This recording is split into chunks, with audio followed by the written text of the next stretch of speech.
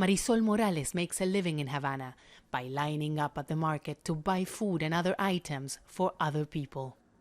It's become a paid job in this Caribbean nation amid chronic shortages of food and medicine. And the lines get longer every day. There was no ground beef, then it arrived, and as things arrive, you come and you keep getting it.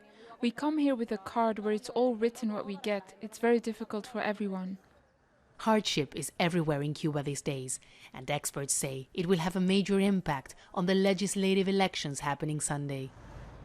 Cubans are voting for 470 members of the National Assembly that will serve for a period of 5 years. And this is happening in the middle of a severe economic crisis where the inflation rate this year has been over 60%. And with the economy ravaged by a U.S. trade embargo since 1962, the majority of the population in this country is struggling and the government tolerates no dissent. And that's why all eyes are going to be on the abstention rate, because it's the only way people have to express their discontent. In the last municipal election, 31% of the population did not vote, and many are expecting that figure to be much higher this time.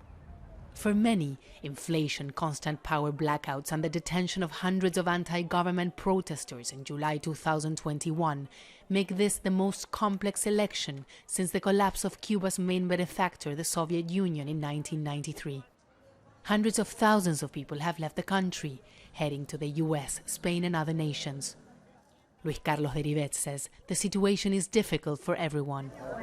The situation is tense. We have needs of many things. I am 81 years old and I don't think this will change. The government blames the most recent crisis on Trump-era sanctions and the COVID-19 pandemic. Economists say the government has failed to transform the state-dominated economy. The country needs a market. That doesn't need to be a market economy, but Cuban socialism. The example is that of Vietnam and China. We need to have an example of a one-party system that has managed to survive. The government is urging people to vote, promising greater reforms that will improve their lives.